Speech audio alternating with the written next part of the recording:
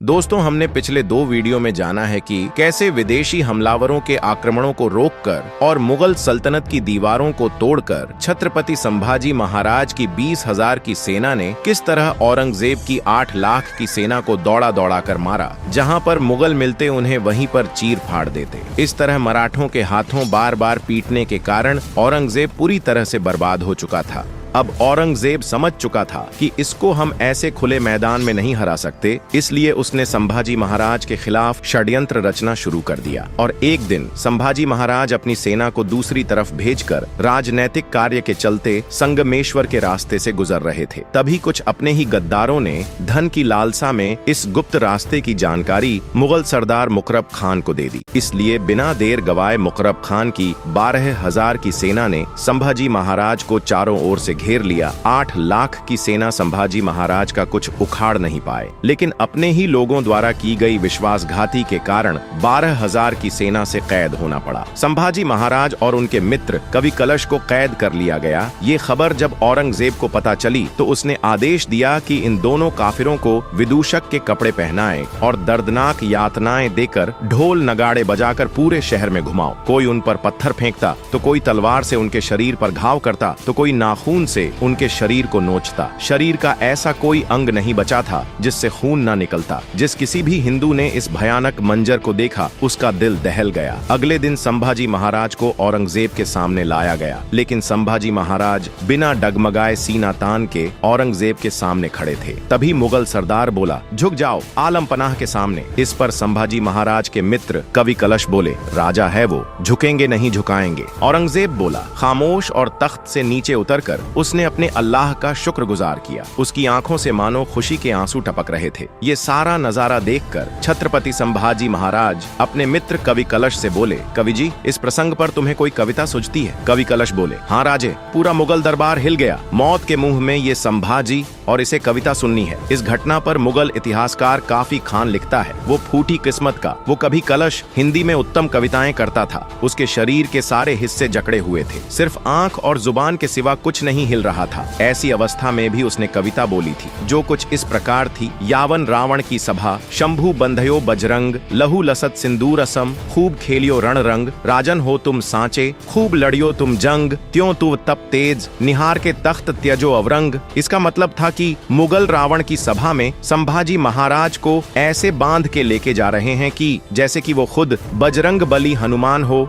और संभाजी महाराज के बदन से बहता लहू जैसे हनुमान जी के शरीर पर लिपटा हुआ सिंदूर लग रहा है। शंभू राजे, क्या लड़ाई लड़े हो आप? क्या आपका शौर्य, क्या आपका तेज? आपका ये तेज देखकर औरंगजेब खुद अपने सिंहासन को त्याग कर आपके सामने घुटने टेक कर बैठा है। ये शब्द सुनकर औरंगजेब गुस्से से गरज पड़ा और उसने आदेश दिया, ले जाओ इन दोनों को हमारे नजरों के सामने से और डाल दो कारागार में। औरंगजेब हर रोज आता और संभाजी महाराज से सवाल करता, तुम्हारा खजाना हीरे जवाहरात संपत्ति कहाँ रखी है? हमें दे दो। हमारे कौन कौन सी आदमी तुम्हारे साथ मिले हुए थे, उनका नाम बता दो। मराठा साम्राज्य को हमारे हवाले करके हमारे गुलाम बन जाओ, और हाँ, इस्लाम कबूल करोगे तो आज भी जीवित बचोगे। लेकिन इस पर छत्रपति संभाजी महाराज का जवाब कुछ इस तरह था, धर्म मतलब आस्था, और आस्था बदली नहीं जाती औरंगजेब। संभाजी 1000 बार जिएगा, 1000 बार मरेगा, मगर हिंदू धर्म नहीं छोड़ेगा। तभी औरंगजेब बोला, कैद में तू है या मैं, तुझे हमसे डर नहीं लगता संभाजी? फिर संभाजी महाराज बोले, नहीं औरंगजेब, हमें किसी से डर नहीं लगता, लेकिन हमारी वजह से सबको डर लगता है। औरंगजेब गुस्से से आग बबूला हो गया और उसने आदेश दिया कि इन दोनों को कड़ी से कड़ी यातनाएं दी जाएं। इसलिए अब धीरे धीरे संभाजी महाराज की खाल को खींचा गया। दर्द ज्यादा हो इसलिए जख्मों पर नमक डाला गया, मिर्च को आंखों में डाला गया, बालों को खींचा गया, शरीर से मांस के टुकड़े काटे गए, उंगलियों काटी गई, हाथ काटे गए, जलती हुई गर्म लोहे की सीलियां को आंखों में घुसाया गया, जुबान काटी गई। हर रोज उनके शरीर के एक एक अंग काटा गया। 40 दिनों तक औरंगजेब का हैवानियत का ये सिलसिला चलता रहा। अब संभाजी महाराज ने अन्न जल का त्याग कर दिया। पहरेदारों के समझाने पर भी संभाजी महाराज ने उनकी एक नहीं सुनी। संभाजी महाराज का समय अब निकट आ चुका था, इसलिए पहरेदारों ने यह बात जाकर औरंगजेब को बता दी और 11 मार्च 1689 को फाल्गुन अमावस्या के दिन संभाजी महाराज को फिर से औरंगजेब के सामने लाया गया। दरबार में उपस्थित मुल्ला मौलवी काजी कहने लगे कि संभाजी महाराज को जीवित रखना मतलब खतरे से खाली नहीं है, इसलिए इसे जल्द से जल्द खत्म कर दो। और आखिरी बार औरंगजेब कहने लगा, संभाजी मान लो हमारे शर्तों को, इस्लाम कबूल कर लो, जीवित छोड़ दूंगा। लेकिन संभाजी महाराज अपने धर्म और स्वाभिमान की मार्ग से थोड़े से भी पीछे नहीं हटे और अंत में औरंगजेब कहने लगा, संभाजी महाराज हार गया मैं तेरे सामने। अगर मेरा एक भी बेटा तेरे जैसा होता ना संभाजी, तो हिंदुस्तान क्या मैं पूरी दुनिया पर अपने जीत का परचम लहराता। और फिर औरंगजेब के आदेश पर अब संभाजी महाराज को हाथी के पास लाया गया। वहां पर उनके शरीर के टुकड़े टुकड़े करके उनके सर को औरंगाबाद और वहां से बुरहानपुर और बाद में दिल्ली के दरवाजे पर लटका दिया गया। मौत अगर सर पर हो तो इंसान न जाने कुछ भी बड़बड़ाने लगता है, लेकिन संभाजी महाराज स्वाभिमानी थे। उन्होंने नहीं कहा मुझे छोड़ दो, माफ कर दो, शरण दे दो। वो चाहते तो बाकी राजाओं की तरह औरंगजेब के सामने झुककर अपने लिए बड़े बड़े महल बनवाकर आराम से जिंदगी जी सकते थे, लेकिन धर्म और स्वाभिमान का सौदा उन्होंने कभी नहीं किया। अगर हमारे पैर में कांटा भी चुभ जाता है तो हम 8 दिन पैर को लेकर बैठ जाते हैं। तो सोचो उस समय संभाजी महाराज ने कैसे सही होगी ये दर्दनाक पीड़ा, किसके लिए और क्यों? अपने पिता छत्रपति शिवाजी महाराज के हिंदवी स्वराज्य के सपने के लिए, राष्ट्र धर्म के लिए। अंत में दुष्ट औरंगजेब कहता रहा, सचमुच छावा था, छावा शेर का। हमने आंखें निकल दी उसकी, लेकिन उसकी आंखें नहीं झुकी हमारे सामने। हमने जबान काट दी उसकी, लेकिन उसकी जुबान से नहीं मांगे उसने रहम के 2 लफ्ज।